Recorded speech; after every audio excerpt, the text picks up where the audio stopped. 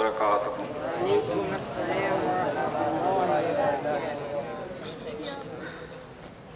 First, I would like to thank JIH and its SIO wing for giving me this opportunity. I feel very happy to address such a young students here. And no other age is better than young age to intervene for psychological problems.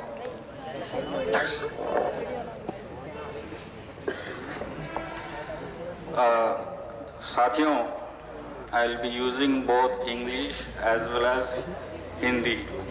Okay, I think you will be able to understand what I want to convey. First, just to start me about, because all of you are of the age of teenage, 15 to 17 years. First, let me tell you about psychology of teenage. Teenagers is a stage where brain is in the final stages of study and also develop opinions on religious, philosophical and spiritual matters. And you are under immense pressure from all sides. This is also known as adolescent turmoil. साथियों, आप समझ गए हैं क्या बात को मैं आपको बोलना चाह रहा हूँ, क्योंकि 18 साल की उम्र के बाद ही इंसान का जो पर्सनालिटी है, शख्सियत आती है, वो उभरती है। इंसान आगे जाके किस किस्म का आदमी बनेगा, ये गुस्से वाला आदमी बनेगा, इंट्रोवर्ट बनेगा, एक्सट्रोवर्ट बनेगा, ये चालबाज बनेगा, ये साइकोपैथ बनेगा, ये इंटेलेक्चुअल बनेगा, ये जीनियस बनेगा। ये सब जो पर्सनालिटी के जो हिस्से हैं 18 साल के उम्र के बाद ही उभर के आते हैं। सो ये उम्र में अगर सही एक्शन लिया गया तो कुछ भी अगर अबनॉर्मल साइकोलॉजिकल ट्रेट्स है उसको हम सही समय पर उसको ट्रीट कर सकते हैं, इलाज कर सकते हैं। इसके अलावा आजकल जिंदगी में क्या देख रहे हैं, modern age with internet, cell, TV and other technological advances made this stressful stage more demanding, not to mention the rapid psychosocial changes that happened in the last few decades, like vanishing of joint family system, excess materialism, self-centeredness in community.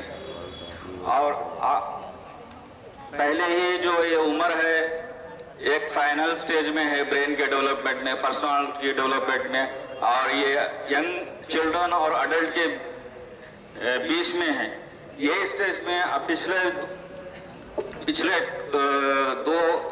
20 साल से क्या देखा, नए cellphone आ चुके हैं, internet, नए technology आ चुकी हैं, सोशलाइजेशन वेबसाइट्स बढ़ चुके हैं, इन सब का और इंडस्ट्रियलाइजेशन, गाड़ी मोटर वगैरह सब आ चुके हैं। इन चीज़ों का सबका इस उम्र में काफ़ी उसका effect है। So importance of a good psychological education cannot be stressed more at this age. Most disabling psychiatric disorders like schizophrenia and bipolar disorders begins at this age of 15 to 20 years. देखिए तकरीबन सभी psychiatric problems 15-20 साल के उम्र के में ही शुरू होते हैं। आप आके हमारे हॉस्पिटल में देखिए, सभी बेड से नौजवान लोग ही रहते हैं। कभी पेशेंट से के अटेंडर्स पूछते, अरे यहाँ तो सब पेशेंट 20-30 साल के उम्र वाले ही हैं, सब लोग यंग है।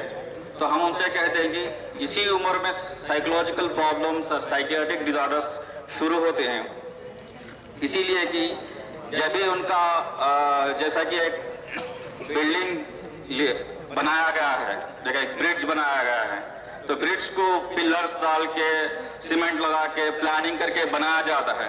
तो ब्रिज बनाने से उसका मकसद पूरा नहीं होता। ब्रिज सही में सही नहीं बना कब पता चलेगा, जब उसके ऊपर से गाड़ियां चलेंगे, तो ब्रिज सही में बना है नहीं मालूम हो जाएगा. It is a test. So youth age is a test for that. How well developed your personality is. आपकी शख्सियत कितनी अच्छी उभरी है, आप में शख्सियत में कितनी अच्छी खूबियां हैं, आपको स्ट्रेस लेने की कैपेसिटी कितनी है, ये पूरे कब मालूम होंगे जब आप निजी जिंदगी में रियल लाइफ में जब जाएंगे, जब भी मालूम होंगे. जब कब जाएंगे? 15-20 साल की उम्र में ही आप जाएंगे. इसी वजह से तकरीबन साइकोलॉजिकल डिजॉर्डर्स हैं यही उम्र में शुरू होती हैं और आप लोग यही उम्र के हैं.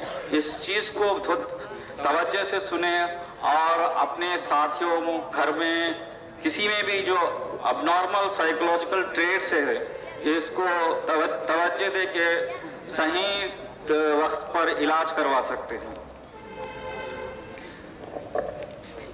ये उम्र में तो मेजर साइकोलॉजिकल डिजॉर्डर्स जो शुरू होती हैं, एक जो है स्किज़ोफ्रेनिया है, दूसरा बाइपोलर डिजॉर्डर.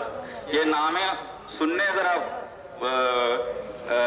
डरावनी हैं, बट ये दो मेजर प्रॉब्लम्स है, मैं बाद में समझाऊंगा.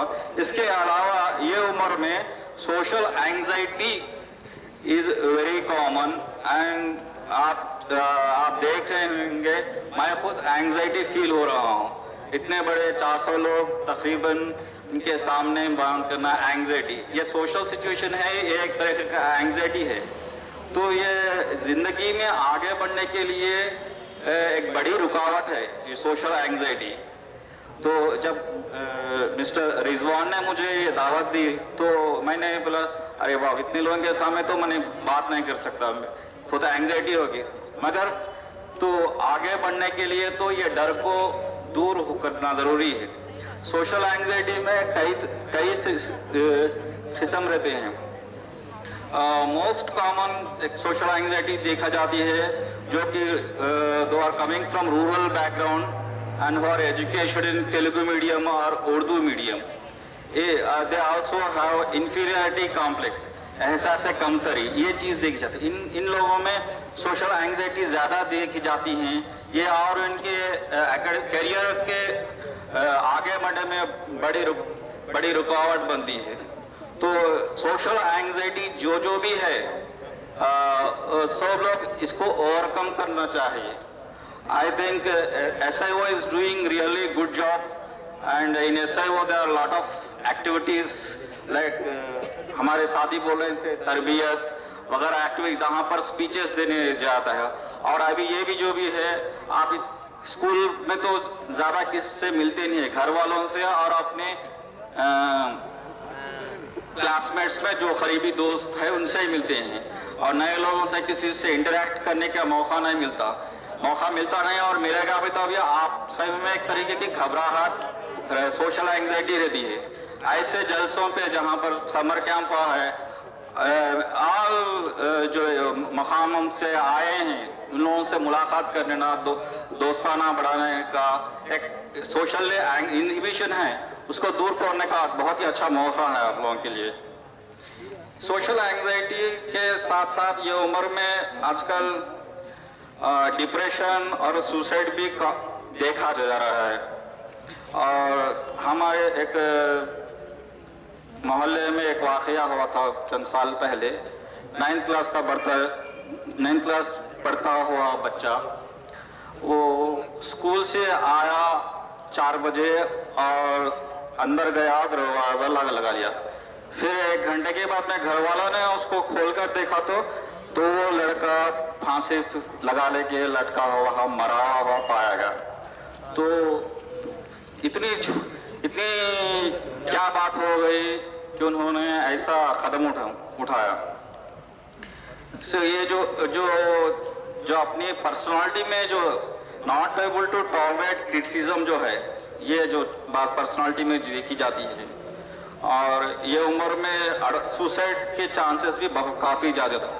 और आजकल के जो पढ़ाई का स्ट्रेस है, श्री चैतन्य, नारायणा वगैरह जो एजुकेशन प्रेशराइज्ड किए जा रहे हैं, इसके वजह से ये उम्र में डिप्रेशन भी देखा जा रहा है. और ये उम्र में जो डिप्रेशन को जो पहचानना है काफ़ी चैलेंजिंग रहता है, क्योंकि ये जो बड़े लोगों में डिप्रेशन में देखा जाता है, जैसे वो लोग वो मायूस बैठे हुए हैं, रोते हुए हैं, इस तरह का दिखता नहीं।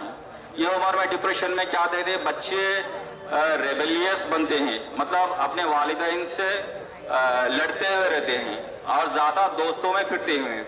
तो ये उम्र में है, आवारापन है, बल्कि उसको नजरअंदाज किया जाता है। हकीकत में ये लोग एक किस्म का डिप्रेशन में है और इसको सही इलाज करने पर सही उनकी जिंदगी संवारी जा सकती है। ये उम्र में एक कॉमन बिहेवियरल प्रॉब्लम होता है जिसको हम कहते हैं अपोजिशनल डिफेंस डिजार्डर, ODD। बच्चा बहुत होशियार है, ऐसा केस आ जाता है, बच्चा बहुत होशियार है, सेलफोन, टीवी वगैरह पूरा बहुत अच्छा चलाता है, वेरी गुड, स्मार्ट है, सबसे मिलता जुलता है, मगर वालिदैन की कदर नहीं करता, स्कूल नहीं जाता। ये जो मेन शिकायत रहती। स्कूल जाओ बोले तो तुम्हारे को कहीं को ऐसा ऊंची आवाज उठा के बात करता है। यह बहुत कॉमन प्रॉब्लम है, अपोजिशनल डिफेंस डिजार्डर होती हैं। और पेरेंट्स इसको कैसा संभालना, पेरेंट्स अच्छे पढ़े लिखे होते हैं तो अपोजिशनल डिफेंस मतलब जो कुछ भी पेरेंट्स बोलेंगे उसके अपोजिट करेंगे, पढ़ो बोले तो नहीं पढ़ेंगे, स्कूल जाओ तो नहीं जाएंगे, ये अपोजिट करेंगे। ये कॉमन बिहेवियरल प्रॉब्लम है। तो इनके पर्सनालिटी में ये रहता है कि जो अपने जो चाहते लोग रहते हैं, सब पेरेंट्स है, वालिदैन हैं, उनको अपोजिट करने का जो एक टेंडेंसी रहती है। इनके लिए हमारे हॉस्पिटल में कॉमन इलाज जो है, जो एक इलाज काउंसलिंग दी जाती है कि इनको हॉस्टल में रखे। और कई बार ये जामिया दारुल हुदा का भी उसमें कभी जिक्र किया गया है कि यहाँ पर हॉस्टल में रहने से इनकी तरबियत सही होगी। ये इसमें हॉस्टल में आने के बाद में सुधर जाते हैं। कैसा सुधर जाते हैं कि जब हॉस्टल में आते हैं ये वार्डन के खिलाफ हो आते हैं, वालिदैन पे मोहब्बत आती है। जब वालिदैन पढ़ेंगे बोल तो पढ़ेंगे, फर्स्ट ला तो फर्स्ट लाएंगे, वार्डन के खिलाफ हो जाते हैं। तो मगर जब ये जो है ना, उनकी जो कैरियर इफेक्ट नहीं होता था इस वजह से। और ये अगर ये अपोजिशनल डिफेंस डिजार्डर बोलते हैं, इसको अगर सही तौर पे इलाज नहीं किया, ये फ्यूचर में साइकोपैथिक पर्सनालिटी डेवलप होने के चांसेस होते हैं। साइकोपैथिक पर्सनालिटी जो हैं कि इनको कुछ भी गलत काम करने का एहसास नहीं होता, मतलब चोरी कर देते हैं, झूठ बोल देते हैं और उसमें कुछ भी एहसास नहीं होते हैं। और सबके सोसाइटी में दिखने में तो बहुत भोले और मीठे दिखते हैं, बातें बहुत अच्छे करते हैं, मगर अब सब टैक्टिकली अपना काम और सेल्फिश और किसी की परवाह नहीं रहती, आगे की परवाह नहीं रहती, गुजरे हुए जिंदगी की परवाह नहीं थे। मतलब डॉक्टर साहब हमारे मजीद खान साहब हमको इसमें ट्रेनिंग है, जिसको आने वाले कल की परवाह नहीं, जो गुजर रहे हैं कल की परवाह नहीं। ये साइकोपैथिक ट्रेट है, ये आगे जाके क्रिमिनल्स बनते हैं। तो इसको भी अगर सही उम्र में क्योंकि 20 साल हो गए, 25 साल हो गए और उस टाइम पे अरेस्ट करके पुलिस वाले लाके जेल में रखेंगे तो क्या होगा, कुछ भी नहीं होगा, वो तो बन चुका है वो पर्सनालिटी। तो यही उम्र पे उनको गैदर करके, उसी को भी ये बोस्टन स्कूल बोलते हैं, एक्चुअली कॉन्सेप्ट वैसा ही डेवलप किया, हॉस्टल में रख के उनको अच्छे कामों की तरबियत दी जाती है। ये भी और एक दूसरा, ये उम्र में गुस्सा ज्यादा देखा जाता है। और ये गुस्सा जो है, इसके बारे में फिर आऊंगा। ये उम्र में एक साइकोलॉजिकल प्रॉब्लम है, ADHD। आप सब लोग बैठे हुए हैं, मगर इसमें चंद तलबा ऐसे हैं जो कि चैन से बैठ नहीं पा रहे हैं। एक चैन से नहीं बैठने, हमेशा कुछ बेचैन है या हाथ पैर हिलते रहना है। ये क्या है, हाइपर एक्टिविटी है। और ये लोगों को एक उस पर कंसंट्रेशन भी नहीं जमता है। क्या कभी मेरे तरफ देखते हैं, कभी वो लाइट देखते हैं, कभी पीछे देखते हैं, कभी इधर देखते हैं। तो ये एक साइकोलॉजिकल डिसऑर्डर भी है जो कि 7 से 10 साल की उम्र में शुरू होती है।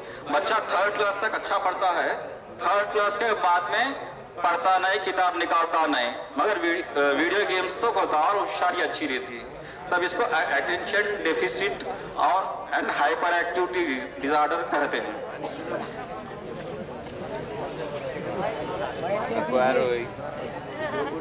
शुक्रिया।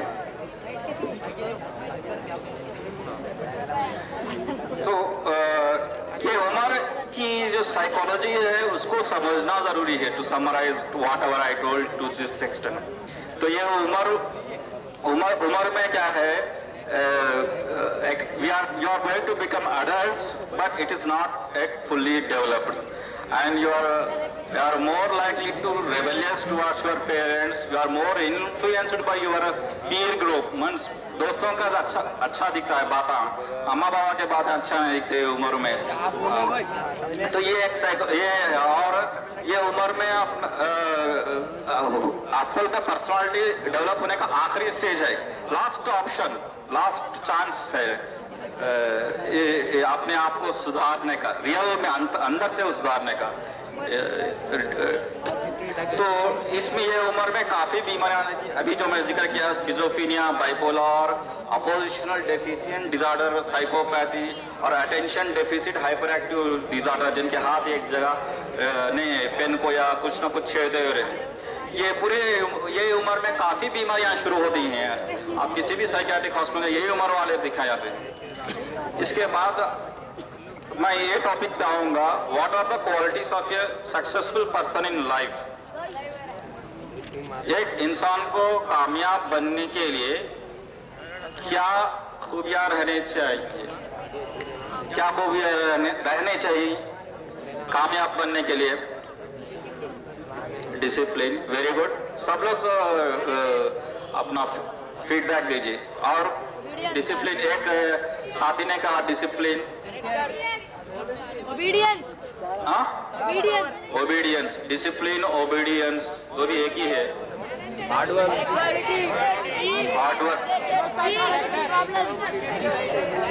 Good nature, talent, sincerity, character, ठीक है, वेरी गुड। क्योंकि आप सबको दुनिया आगे जाके कामयाब बनना है, और खासकर मुसलमान नौजवानों को कामयाब बनना है, जो कि हम लोग यहाँ पर एक माइनॉरिटी हैं। अपनी जो पहचान होगी जब आप कामयाब बनेंगे, ठीक है। अब हमीद अंसारी साहब वाइस प्रेसिडेंट है, उन्होंने वो लेवल पे पहुंचा है तो मुसलमानों की एक आइडेंटिटी मिली है। अब्दुल कलाम साहब वो एक कामयाब इंसान है, उनकी वजह से मुसलमानों को रेस्पेक्ट है। ये मुसलमानों से भी काफ़ी अच्छे लोग साइंटिस्ट और रियली आ सकते हैं। अदरवाइज क्या होता, अरे मुसलमान आवारा बच्चे हैं, ये लोग ऐसे ही करते हैं, ऐसा जो ओपिनियन, जो प्रिजुडाइज है वो कंटिन्यू होगा। तो अपने आप को कामयाब इंसान बनना चाहिए। तो चंद चीज़ें आप साथियों ने बोले हैं, इसको मैं एक तरीके से मैं आपको समझाने की कोशिश करूंगा। एक sound mind, sound body first, मतलब physically you should be very healthy, good health. क्योंकि whatever you want to achieve in life, your machine should be strong. You can't reach your destination if your machine is not cooperating. यहाँ से आपको एबिट्स जाना है, मेहदीपट्टनम जाना है, तो आपकी कार खराब है तो आप आ नहीं जाएंगे, आपकी सेहत खराब है तो जिंदगी में आगे कुछ नहीं करेंगे।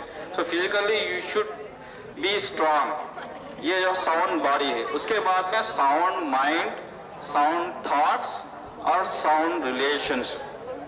तो एक के बाद एक मैं आपको समझाने की कोशिश करूंगा। इसी को आहार विहार में साउंड बॉडी, विचार मीन्स साउंड थॉट्स, व्यवहार मीन्स साउंड रिलेशन, इसी तरीके से।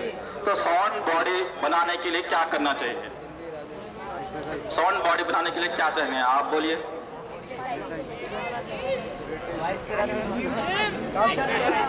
Exercise, very good. फूड, कौन सी एक्सरसाइज करना है, कौन सी करना है, कौन सी डाइट?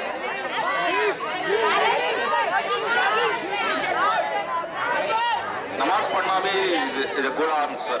आपके पूरे जॉइंट्स मूवमेंट होते हैं, बॉडी में टू गुड हो।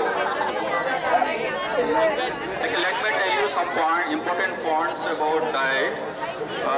Avoid junk food and unhealthy food. ये जंक फूड और अनहेल्थी फूड क्या है?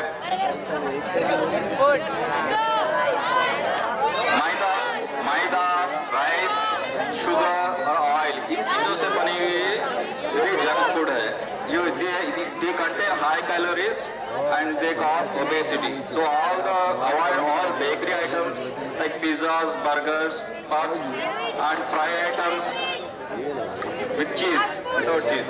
Avoid fried items like samosas, bhajiyas. Avoid sugary drinks, cool drinks. They all obesity.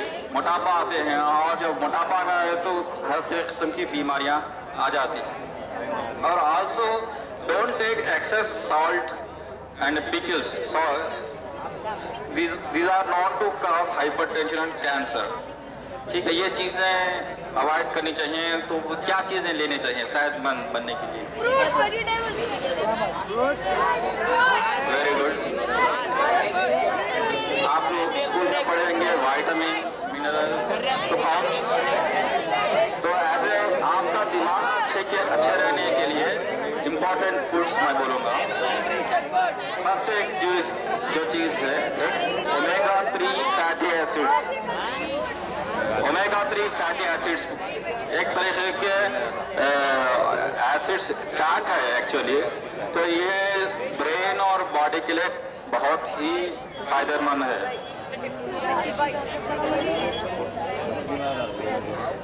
काफ़ी फायदेमंद है. स्पेशली ऑलिव और फिश ऑयल में ये काफ़ी पा जाती है.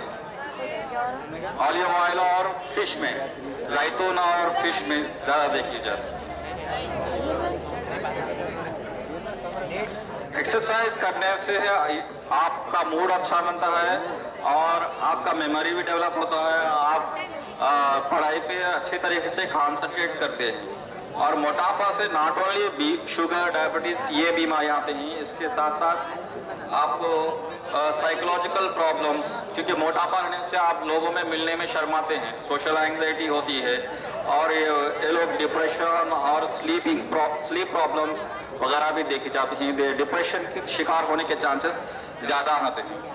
ये साउंड बॉडी में खाना, डाइट और एक्सरसाइज के अलावा नींद जाना अच्छा जरूरी है. आप जो भी पढ़ेंगे वो ये मेमोरी में स्पीड होने के लिए नींद बहुत ज़रूरी है. अगर नींद नहीं जाएंगे तो आपका ब्रेन में डैमेज होने के चांसेस ज़्यादा रहते हैं.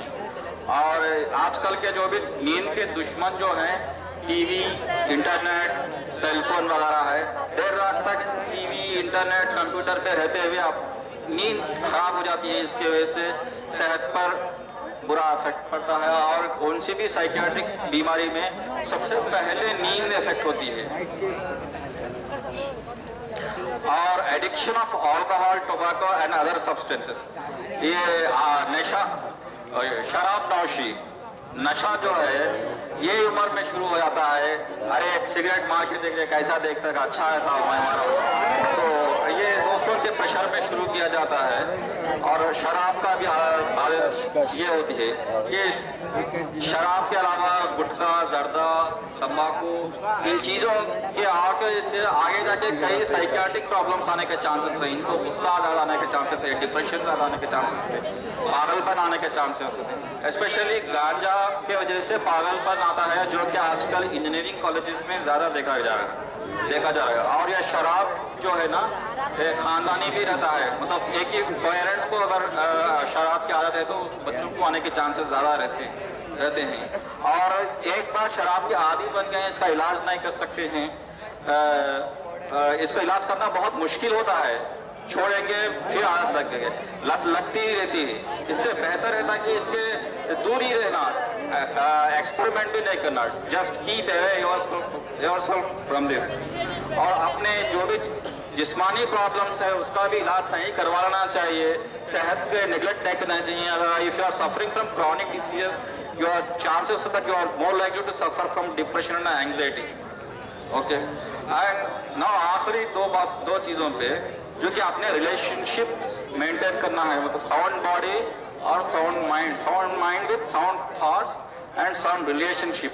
साउंड थॉट्स और साउंड रिलेशनशिप मेंटेन करने के लिए यू शुड नॉट हैव गुस्सा, यू शुड नॉट हैव डर. तो अभी ज़बान पे बहुत ही बेहतरीन तरीके से हदीस और कुरान की इस्लामिक रोशनी में समझाया है कि जो ज़बान को लागू नहीं रखना, ये गुस्सा ही है. और गुस्से को what we call is short madness. जो लोग गुस्से वाले रहते हैं वो लोग बहुत होशियार रहते हैं, और वो गुस्से की वजह से वो जिंदगी में आगे नहीं बढ़ सकते हैं। अभी साथी ने कहा कि अगर जो गुस्से वाले हैं अल्लाह ताला खुद उनसे दूर हो जाएगा। तो अपने घर वाले साथियों की बात तो छोड़ो, क्योंकि गुस्सा की वजह से रिलेशनशिप ब्रेक हो जाते हैं। अगर आपने रिलेशनशिप सही नहीं है घर वालों से, साथियों से, तो जिंदगी में आप कुछ भी नहीं कर सकते हैं। जिंदगी में कामयाब इंसान बनना है तो सबसे अच्छे रिलेशनशिप मेंटेन करना है। तो सबसे अच्छे रिलेशनशिप मेंटेन करना है तो गुस्सा नहीं है। तो ये गुस्से को कैसे काबू पाया जाए? तो एक बर्दाश्त के बाहर अगर गुस्सा है तो you can consult A doctor and medication भी है। अगर सिंपल सा एक नुस्खा जो हम लोग बोलते हैं गुस्सा है तो you have to find out in what situation you get anger. कौन से मौके पे आपको गुस्सा आता है, वो सिचुएशन को आप एक पेपर पर लिख लेना चाहिए। और आज जब कभी भी ये सिचुएशन में जा रहे हैं, जैसा कि आपको आपके भाई पे गुस्सा आता है तो आपके भाई पे मेरे को गुस्सा आता है, वो पेपर पे लिख लेना चाहिए। और बाइक पे कौन से सिचुएशन में गुस्सा आता है, जब तेरा साइकिल लेगा तो आप गुस्से से उसको गाली देंगे, मारेंगे और दोनों भाई में दूरी बढ़ जाएगी। तो आपने आपको मेंटली एक ड्रामा रिहर्सल बनाना चाहिए। अगर मेरे भाई दिखेगा और साइकिल छीएगा तो उसको मैं, चल भाई मैं तेरे से अच्छा मेरी साइकिल लेके खेल ले।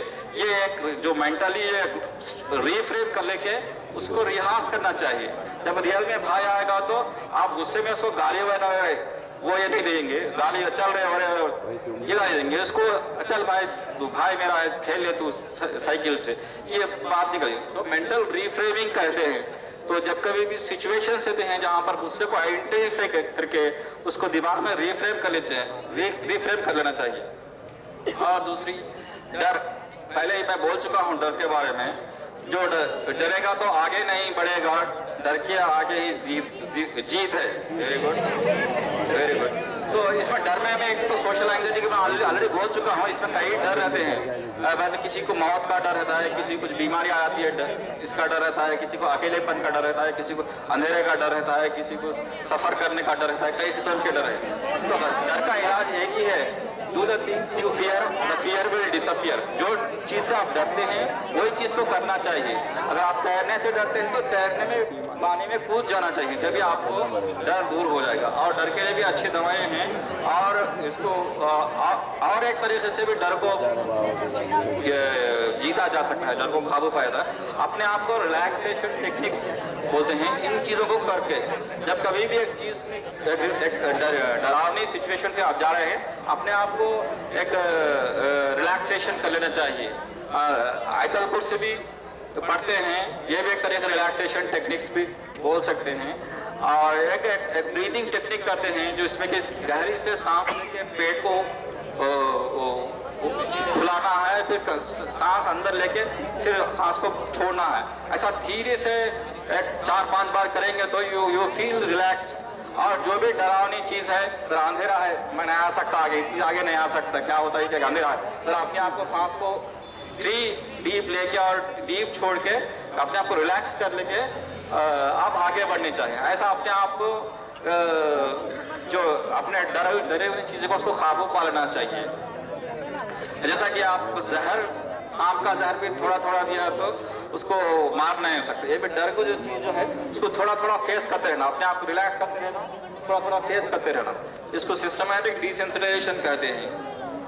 तो डर, हुजूर सल्लल्लाहु अलैहि वसल्लम की एक हदीस जो मैं हमेशा याद रखता हूँ, the person who wins his anger is greater than the person who wins his in कुश्ती। ये कुश्ती में जीतने वाले से भी गुस्से पे जीतने वाला बहुत कामयाब इंसान है।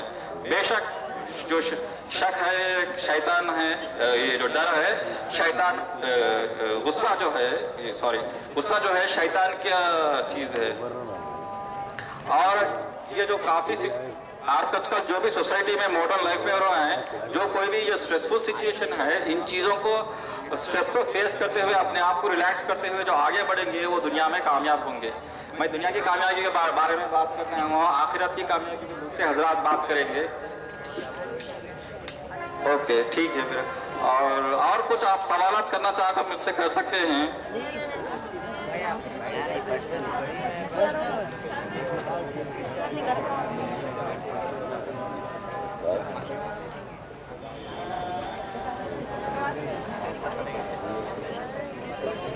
को डर, किसी को गुस्सा, किसी को शक भी रहता है।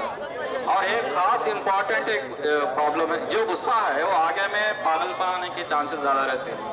और एक जो है कि जो शक है ना, उनको भी एक हिस्सा पागलपन आने के चांसेस ज़्यादा है। जो आपने साथियों में देखा है कि अच्छा पढ़ते पढ़ते अपने आप रहना शुरू कर देते हैं, ज़्यादा लोगों में घूमना बंद कर देते हैं, कॉलेज को जाना बंद करते हैं, ज़्यादा अकेले में रह के खामोश रहते हैं।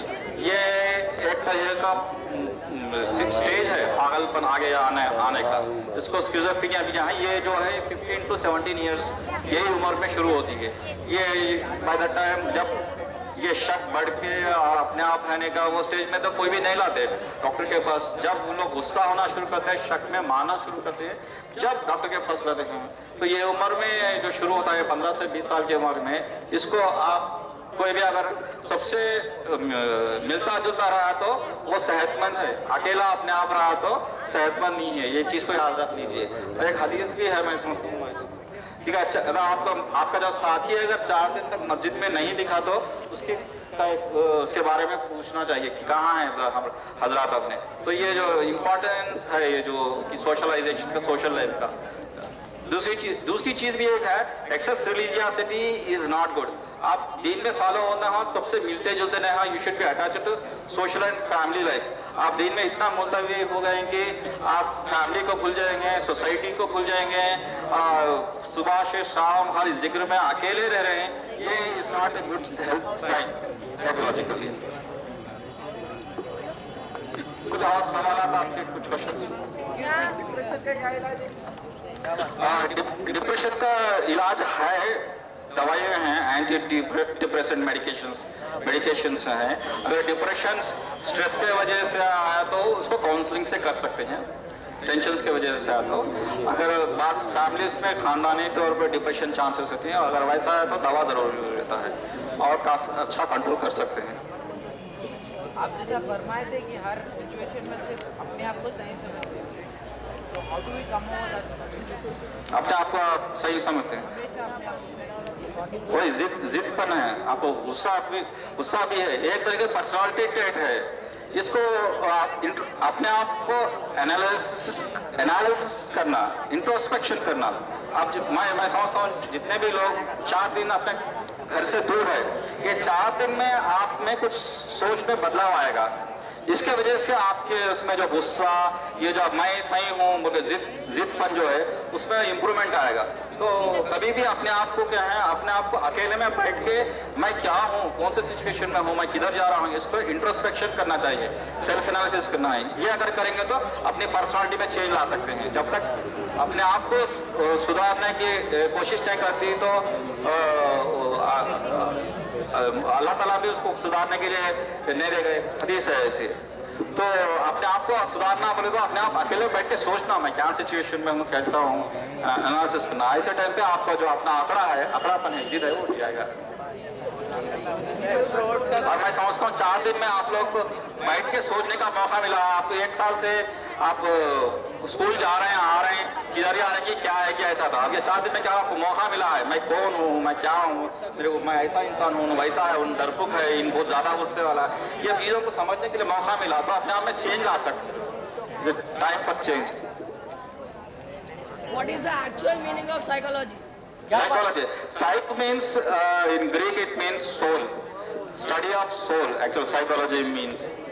But there is no definition of soul in science. That's why we have reached a level of mind, not soul in science. Extroverts का कुछ इलाज है psychology? How to come over state anxiety? Stage anxiety. No, just no. I came over like that. आए खड़े बात करे, बस हो गया। जहाँ कूदना चाहिए उसमें। Extroverts का कुछ इलाज है? Should face it. आपको मौका मिला तो उसको छोड़ना नहीं चाहिए। स्टेज एंग्जाइटी, आप आ जाइए, आके बात कीजिए 1-2 बात, यू विल ओवरकम इट। आप अकेले वहीं बैठे तो आपकी स्टेज एंग्जाइटी दूर नहीं होती। चलो, आपको इम्पोर्टेंट अस्सलाम वालेकुम। मेरा नाम उमर फारूक है, मैं नामबल्ली यूनिट से आया हूँ।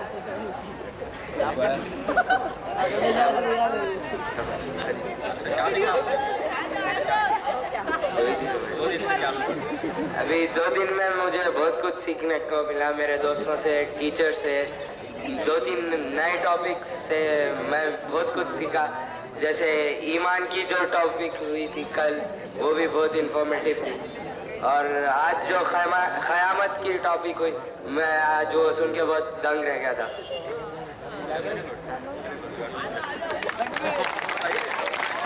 जो चीज़ को आपको डरते हैं वो चीज़ को करना चाहिए। साइंस बिलीव्स इन एक्सपेरिमेंटेशन, उसको प्रूव करना चाहिए। भाई ओवर कॉन्फिडेंस का क्या इलाज है? Science doesn't rule out there is no God. Science doesn't prove that there is. भाई ओवर कॉन्फिडेंस का क्या इलाज है भाई? Easy method to relax and refresh is what just now I have told you. There is a yoga nidra बोल के topic है। योगा निद्रा में क्या करते हैं, फ्लैट सरफेस पे लेट जाते हैं, अपने हाथों को साइड में रखते हैं और डीप इंस्पिरेशन करते हुए पेट से तो ब्रीथ लेते हैं, तो पेट खुल के आएगा। स्लो करना है, काउंट ऑफ 10 करना है। फिर रिवर्स जो सांस निकालते हैं, काउंट ऑफ 10 निकालना है। ऐसा समंदर के लहरों के जैसा पेट खुलना चाहिए, फिर पेट अंदर चलना है। एक बार पेट खुला तो 10 सेकंड्स करना चाहिए, अंदर गया तो 10। ये फ्लैट सरफेस पे लेट के करना चाहिए। अगर लेट करना है तो बैठ के भी कर सकते हैं। इस टाइप पे अपने आंखों को क्लोज करके आई एम रिलैक्स, अपने आप को हिप्नोटाइज कर लेते हैं। I am relaxing, I am very much relaxed, my each body part is relaxed, my both the foot is relaxed, my legs are relaxed, my thighs, my kamar relaxed, hands, like you have to hypnotize yourself and then you have to visualize you are in a very peaceful place like this. अच्छे झाड़े हैं, सुकून है, ऐसा करें तो you will be relaxed. It's a scientific way of relaxation. Even if you do regular salah, नमाज और रेगुलर पढ़ेंगे, दुआ करेंगे और तकवा रखेंगे, ऊपर वाले पे ईमान रखेंगे, तो आप कहीं भी टेंशन नहीं आएगा। भाई ओवर कॉन्फिडेंस का क्या इलाज? अभी आपको जो भी क्वेश्चन है, डॉक्टर साहब यहाँ पर मौजूद है, आप सेशन के बाद भी क्वेश्चन कर सकते हैं।